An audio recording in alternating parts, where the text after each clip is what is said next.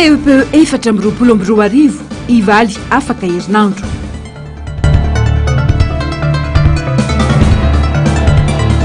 Enina amby roapolo jona daty nametrahana ny fanjanana ankolaka ny firenetsika hoy ny ARFM. Fikirakirana ny voka-pifidianana ofisialy tena sa anasazy sy tsara araka ny tokony ho izy ve ny HCC.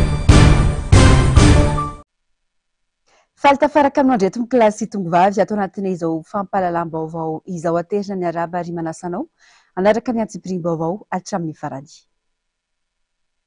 Pejiny raharam-pirenena avy hatrany manodidina ny fifidianana solombavambahoaka faranteo.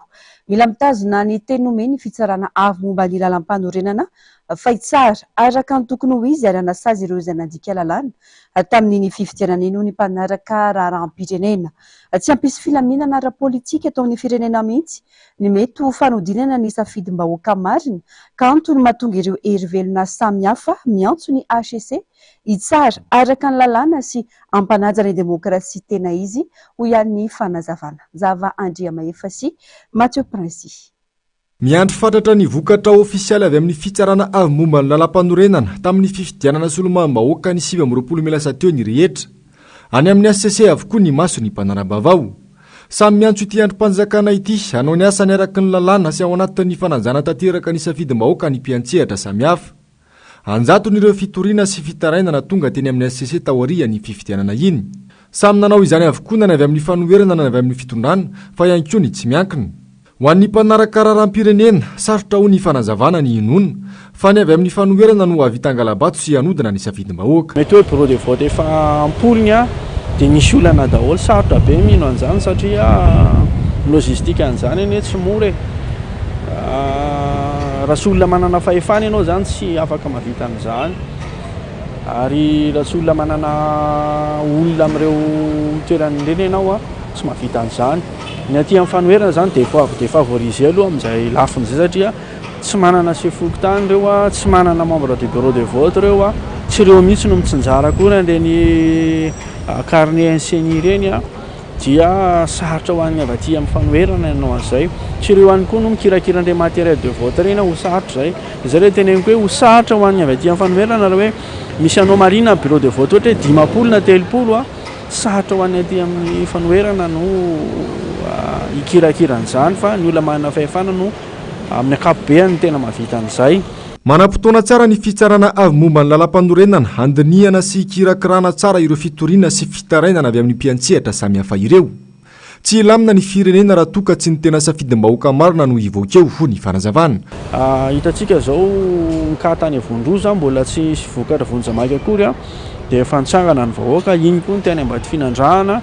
Hitantsika ihany koa tamin'ny faritra tamin'ny distrika hafa mijoro ilay vahoaka ary fantany ny zavatra nitranga teo amin'ny misy anazy dia tsy tokony ataon'ny HCC ambany zavatra ireny satria ny HCC koa dia manana rôle politika hijery akaiky hoe inona no tena zava-misy marina tokoa amin'ilay distrika ary inona fa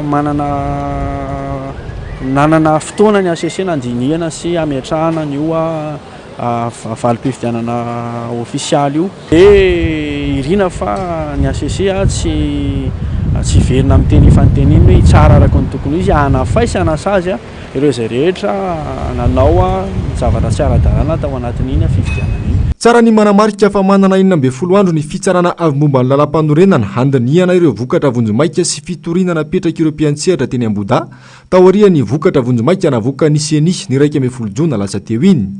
Raha ny kajikajin'andro araka izany dia tokony hivoaka alohan'ny 20 jona 2022 izao ny vokatra ofisialy ny fifidianana solombavambahoaka. Tsy takona feny ireo endrika tsy fanaran-dalàna manitsakitsaka ny lalam-panorenana sy ny lalam-pifidianana nandritra ny fifidianana solombavambahoaka faranteo. Araka izany tsy maintsy mijoro mitsangana hiaro ny safidim-bahoaka ametrahana ny tan-dalàna sy hanatsarana ny zotra-pifidianana ho avy manaraka. Natsangana ny KMSB tao Toamasina voalohany rafitra hiaro ny safidim-bahoaka marina. Misokatra ho an'ny olom-pirenena rehetra antoko politika ary fikambanana ny ity vovonana itsitra ny fanambarana nataony mpitarika tany antoerana androany. Horantsika vetrany ny mahakasika izay. Fanambarana izay solo tena ny vahoaka tonga tao anaty fidy teto ny district Toamasina voalohany rehefa nahatsapa sy nahita ireo osika sy anatra maro samihafa nandrindra ny lifo zotrany fotoam-pifidianana solom-bavamboaka izay natao ny alarobia fahasivy-amby-roapolo ny volana May 2024 lasa teo dia manao izao fanambarana manaraka izao. Voahitsakitsaka tanteraka ny lalam-panorenana sy ny lalàna fehizoro ny feno fifidianana.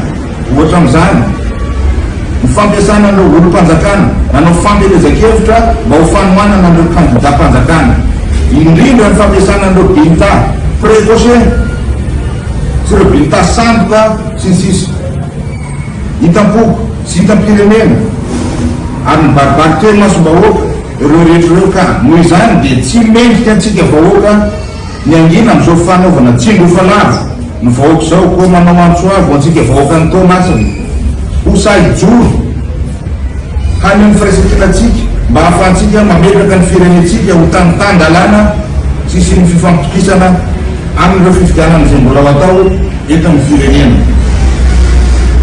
mba ho fiarovana safitsika vahoaka ary irovantsika ny fifidianana izay mbola ho avy dia manambara izay fa mijoro eto anivon'ny district Toamasina voalohany ny komity miaro ny safidim-bahoaka na foizina amin'ny teny hoe KMSB ka hita mpamarana anary miantso ary misokatra ho antsika rehetra vonona ifanohana ny KMSB district Toamasina voalohany miantso antsika fikambanana antoko politika sy olo-tsotro natao teto Toamasina ny talata fahavalo amby 20 ny volana Jiona 2024 Masina ny tanindrazana.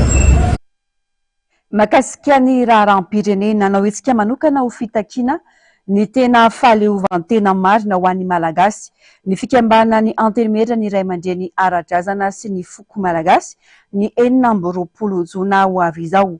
Mitaky ny fametrapelan'ny filoham-pirenena Amperinasa ihany koa ny ARFM raha ny fanambarana nataon'izy ireo ny maraina teo. Mitatitra ny antsipirim-baovao Germain Menjanary sy mbola afa-tsara.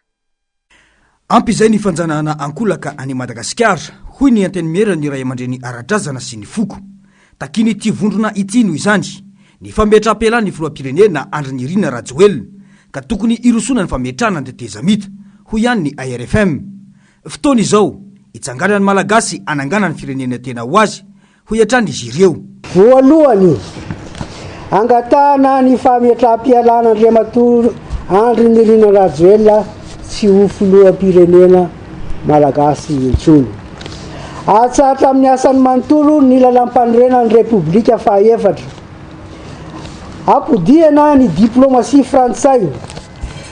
Atomboka ny 20 Jona izao ny fiarovana ny vahoaka sy ny firenena sy ny fanavotan-tanindrazana ary ny fandraisana tanana ny firenena sy ny fampirasan-kina ny vahoaka Malagasy amin'ny firenena. Atsangana ny teteza mita andio sy andamina anomana ny fananganana ny fanjakana Malagasy vaovao natsangany Malagasy maso mandidy amin'ny tanindrazana. Miantso ny vahoaka Malagasy ho tonga maro etsy Mahamasina noho izany ireto Ray aman-dreny ara-drazana ireto. Vahoaka Ilanjasora Baventy mitaky ny fametrapelan'ny filoham-pirenena ny andro ny 20 Jona io.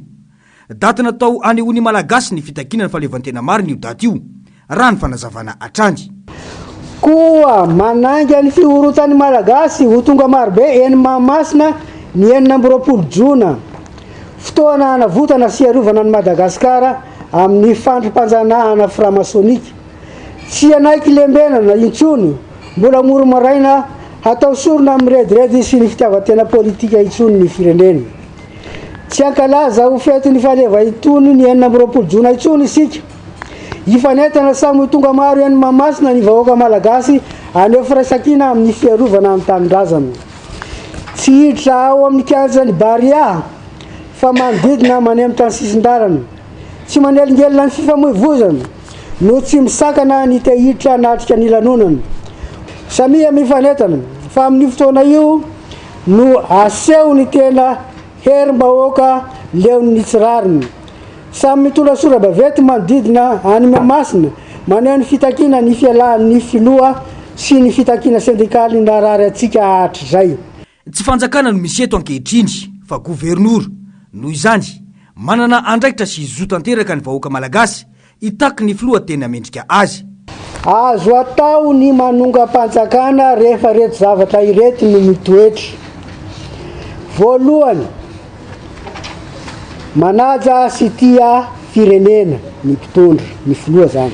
Faharoa, manaja sy tia fanjakana ilay filoha. Fahatelo, manaja sy tia vahoaka ny filoha. Tsy manao fanjakana haso, zany hoe mambotry firenena sy mihinam-bahoaka, ary tsy manao fitondrana mavo miavina sy tsy refesy mandidy. Rehefa ireno mitoetra dia azo atao ny manongana mpitondra firenena, ary zany ny tokony voarakitra ao amin'ny lalam-panjakana vaovao zay atsangatsika ny hoe aongana ny fitondram-panjakana tsy manatantera, tsy manaja ireto teny eto amboalohany reto apetraka voalohany zay, mba ho fitondrana malala matahotra ny misy eto fa tsy fitondrana manao zay tiany atao. Miantso ny vahoaka manerana ireo boriboritany enina eto Antananarivo noho izany ny ARFM mba samy ivonina amin'ny oetsika fitakiana fahaleovantena ny andro ny 24 Jona io. Kiririoka sora-baventy mitaky ny fametraha-pelany ny saribakoly ny mpanjanaka ankolaka ny Madagasikara no atao mandrindra fotoana io ho iatrany fanazavana. Tsy hijanona intsony etsika io raha ny nambaran'izy ireo. Andrasana ny toy ny tirara ity. Mijany eo amin'izay vaovao izay ihany tsy daty ho an'ny fahaleovantena ny Malagasy ny 24 Jona ka antony antsoiny antenimera ny Ray aman-dreny sy ny ara-drazana sy ny foko eto Madagasikara na ny RFM ny tsy tokony anamariana izany raha ny fanazavana izy ireo androany.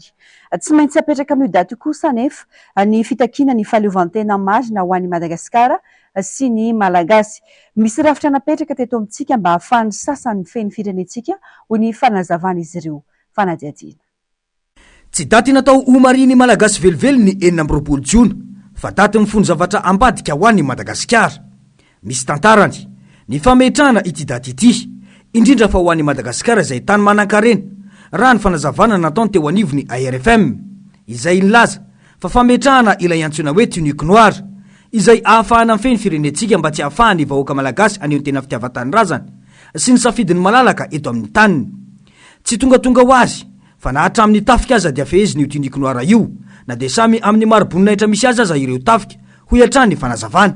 24 Jona 1770 sy 750 no nametrahana ny franc-maçonnerie ny Grand Orient tao Paris tao France zay ny raha ny Angleterre sy Frantsa niara-nametraka. 24 Jona 520 sy 700 nanasoniavana ny Charte de l'ONU tany San Francisco zay mbola daty ny 24 Jona ihany.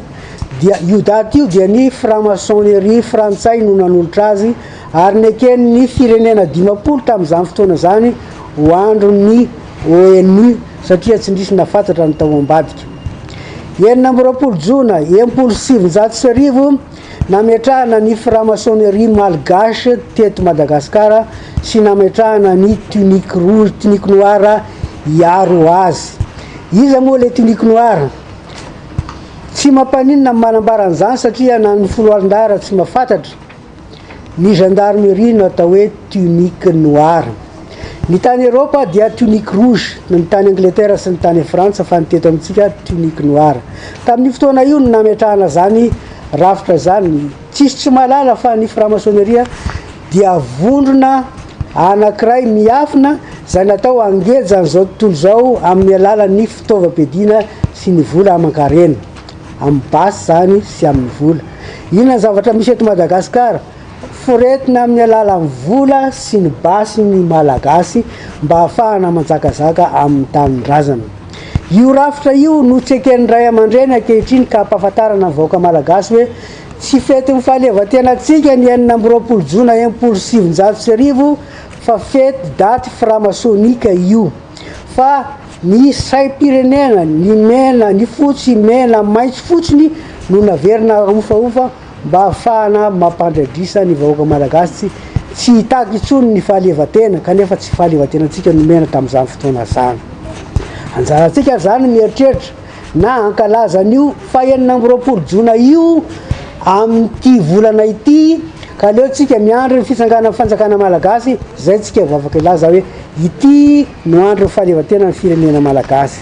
Mbola azo avotany Madagasikara saingy mila fahasahina mametraka fa afaka mandresy rafitra na azahoana manjanaka ankolaka ny Madagasikara sy ny malagasy ho iatrany ny ARFM. Izany indrindra no antony anaovana ny etsika amin'ny 20 ny volana Jona mba ahafana milaza amin'ny rehetra fa mila fahafana tanteraka i Madagasikara ho iatrany ny fanazavana. Pejy ny fampianarana kosa indray nizotra tampilaminana tamin'ny ankapobeny ny fiatrehan'ireo mpianatra ny fanadinam-panjakana CEP androany.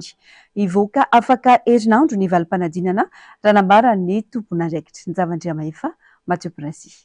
Zaza malagasy 2024 sy 10 no miatrika ny fanadinam-panjakana CEP androany 20 jona izay miparitaka amin'ny foibe mpanadinana 724 sy trano fianarana 520 sy 704 sy ray alina. Raha ny taremarika, Antananarivo no manana mpiadina betsaka indrindra izay misy 230 sy 300 sy 7 alina sy ray hetsy. Manaraka azy Fianaratsoa manana mpiadina 770 sy 700 sy 4 sy 7 alina. 5 sy 4 kosa ny tao Tomasina, 4 sy 700 sy 7 sy 4 alina ny tao Majanga, 30 sy 100 sy 3 sy 10 alina ny ao Antsiranana ary 7 sy 700 sy 7 sy 4 alina tao Toliara. Ho an'ny tapany maraina teo, ny taranja opération, problème, connaissance usuelle ary ny TFMOM no natrihan'ireo mpianatra. Nitovizan'ireo mpianatra ny fahasarotana teo amin'ny taranja problème.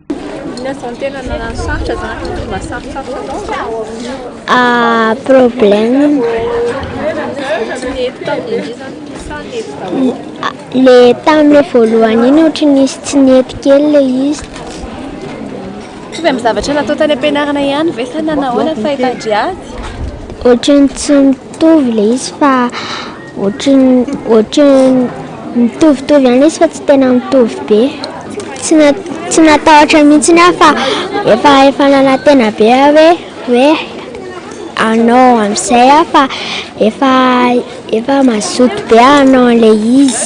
Ny opération sy ny connaissance usuelle ary ny tantara. Ie. Adina sarotra kely? Ny problème misy mbola tsy natao dia misy efa natao. Nahoana fitrihan'le fanadinana tamin'ny maraina nisy sarotra ve dia nisy mora? Nisy tsy ihany fa sasany daholo ihany aloha.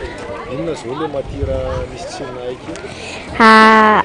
SVT, de TFM, le problème, de le mora opération de SVT. Ho an'ireo ray aman-dreny nampitantana azy ireo ny fiatrian'ny zanany hiatrika ny fanadinam-panjakana na teo aza ny fanomanana samihafa. Fanomanana ve natao izay misy ny atao izay misy ny atao. Zavatra fianana zao hoe misarotra dia izay mba misy ny atao. Le safidiana manokana hoe aty mihitsy nisy ny misakafo. Le lavidavitra misy mahitsy alasola zao izay.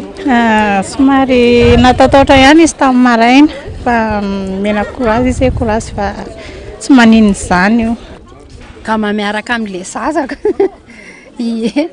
Za zao tsy nody afa tonga dia nijanona tety mihitsy androany nena tonga tety zany tany dimy sasany dia tonga dia niatrika tety mihitsy. Mpivady akory dia zaza ray naranay. Tonga dia niaraka ndao tsika roa tonga dia araka daholo eny. Fa aloha anzy ihany fa nisy vonjy. Ho an'ny teto amin'ny fitoeram-panadinana CEG Alasora nanaovana fanadihadiana, nizotra ampilaminana ny fanadinana CEPE. Nisy ireo mpianatra tsy tonga niatrika ny fanadinam-panjakana, nisy ihany koa ireo nanadino ny taratasy fiantsoana. Izay manana centre mère CEG Alasora eto toerana. Ny eto toerana eto misy 743 ny mpiadina eto, 12 no absent. Ary amin'ny sous-centre kosa dia misy mpiadina 702.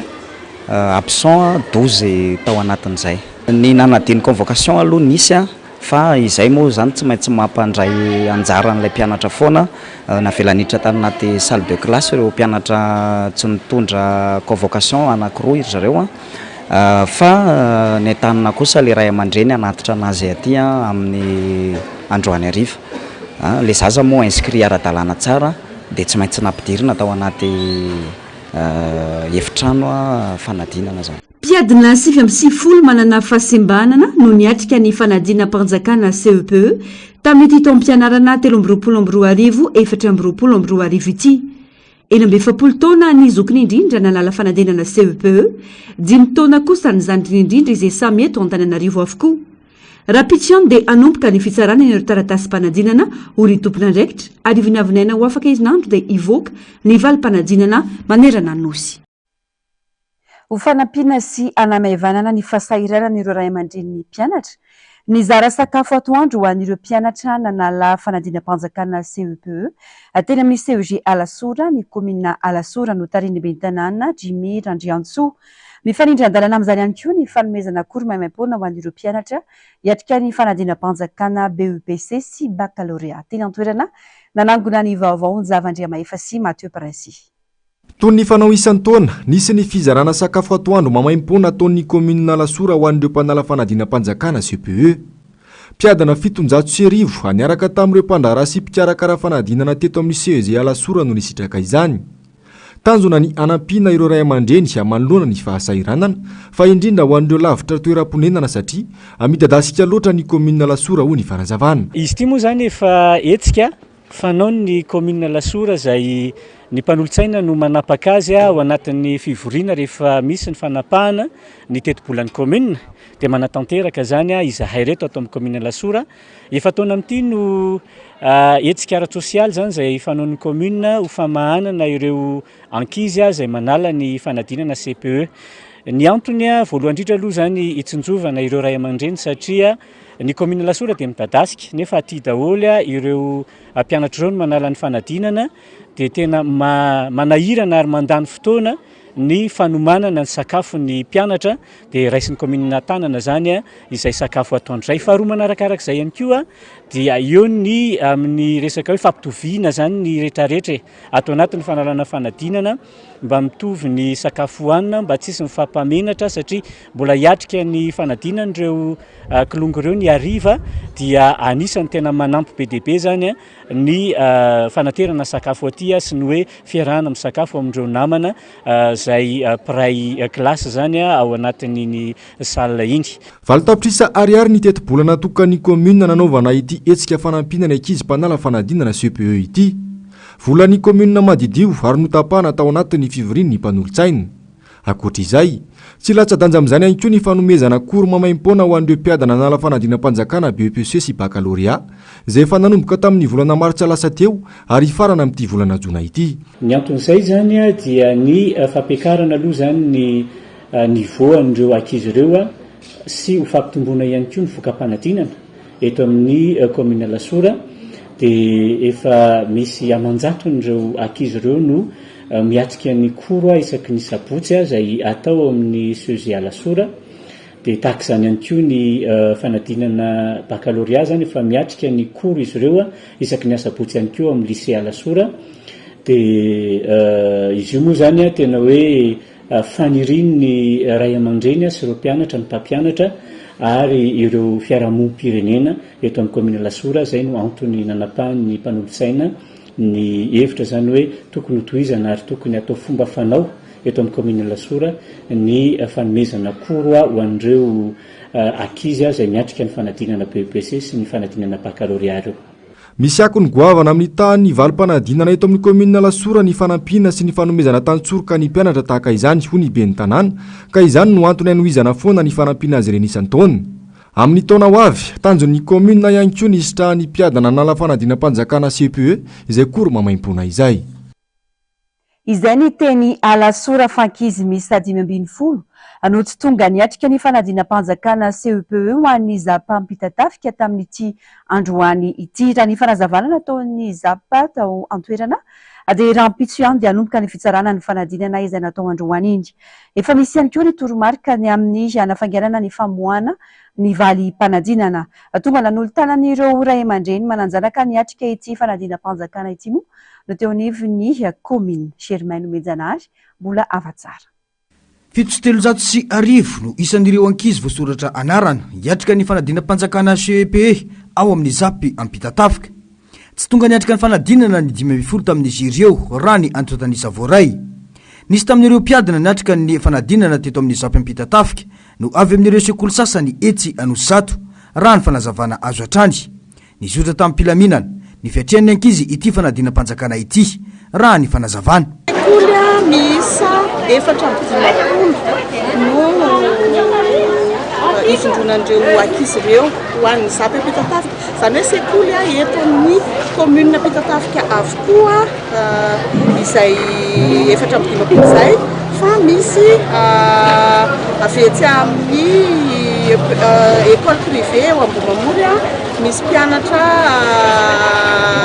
manala CEPE ato aminay koa dia misy ihany koa ireo avy any amin'ny commune Anosizato misy manala raha consigne azinay avy any amin'ny ministère dia mialohan'ny 15 volana Jona no tsy maintsy avoaka amin'ny fomba ofisialy ny valintia examen CFE BEPA 6e ity. Sakafo masaka na raina tsindrin-tsakafo no fanampina nataon'ny commune Ampitatafika ho an'ireo ankizy niatrika ity fanadinam-panjakana androany ity. Natao izao mba ho fanamaivana ireo ray aman-dreny. Ankoatra izay dia atanjona ny ampitoviana ny ankizy rehetra mandritra ny androm-panadinana mba tsy hisiany fikorotanan-tsaina ho an'ireo mpiadina ireo. Raha ny fanazavany ben'ny tanàna izay tonga nanolotra ny sakafo tetỳ amin'ny fitoeram-panadinana zapy Ampitatafika. Izy io dia efa fanao isa-taona ary nono hoe fivondronana sy ny atao hoe tsara tatana dia mazoto foana ireo mpamatsy vola zany isa-taona.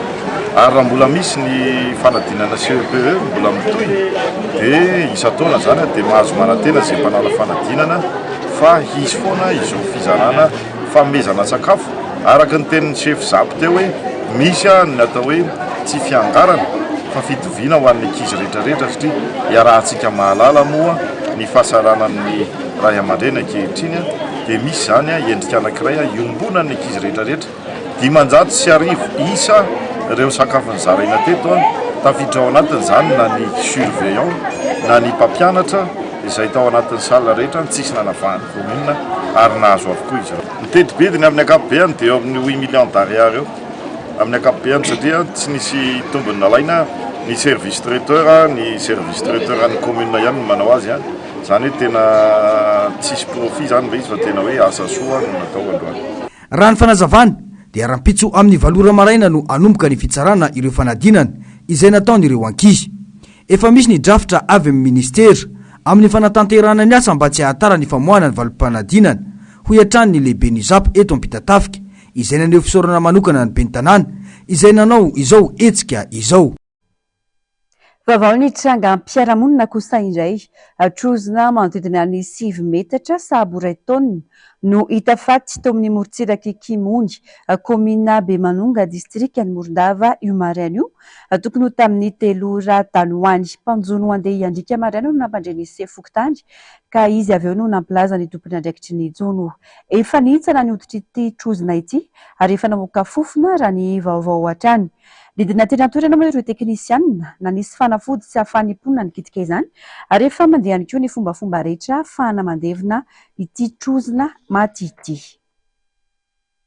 Farany eo amin'ny maresaka avy any ivelany sokatra nanomboka omaly ny tsenabe fampiratiana ireo fitaovam-piadiana mahery vaika tanterahina ao Villepinte ao Paris ary aritra 5 andro izany. Tsy nahazo fahazon-dalana indray anjara amin'izany kosa ireo firenena ao anatin'ny ady toy any Israel, Rosia ary Ukraine. Tokira Zafindranovina, Manoro Andriamalala. Tanterahana nanomboka omaly 17 Jona ao Villepinte Paris ny tsenabe fitaovam-piadiana lehibe maneran-tany ho an'ity taona 2024 ity. Any atoerana ny ankamaroan'ireo mpivarotra fitaovam-piadiana mahery vaika maneran-tany. Maro ireo fitaovam-piadiana ampiratiana mandritra izany toy ny drone ika farany, ireo karazam-basy maro samihafa. Tamin'ity taona ity no nahitana mpandray anjara betsaka indrindra ny Eurosatori hatrizay. Mpampiranty misa 2 ary delegasiona misa 700 no nandray anjara amin'izany ka maro anisa amin'ireo ny orinasa Amerikanina. voarara tsy mandray anjara amin'ity fampiratiana ireo fitaovam-piarovana iraisam-pirenena Eurosatori 2024 ity ireo orinasa israeliana taoriana ny didina voaka fitsarana ny asa botsy lasa teo. Orinasa misa 770 nefa no niomana ikasa ampiranty ireo fitaovam-piadiana vokariny. Nandidy mikarakary ny ametrahana izany fepetra izany eo ampidirana amin'ny foibe fampiratiana vilpent izay anaovana ny tsena fitaovam-piadiana malaza. Voalaza fa tsy afaka mandray anjara amin'ny Eurosatori 2024 koa i Rosia araka ny didim-pitsarana tamin'ny herinandro lasa teo no niady ataony any Ukraine. Ity tsena fitaovam-piadiana ity moa dia haritra 5 andro ka hifarana ny zoma 12 Jona ho avy izao izany. Tapitra ny fampahalalam-baovao mankasitraka fiainanao nanaraka izany hatramin'ny farantolo mazatra ny fandaharana Global News ary ny arovako misafidiko no arahinao vetrany aoriana izao fampahalalam-baovao izao.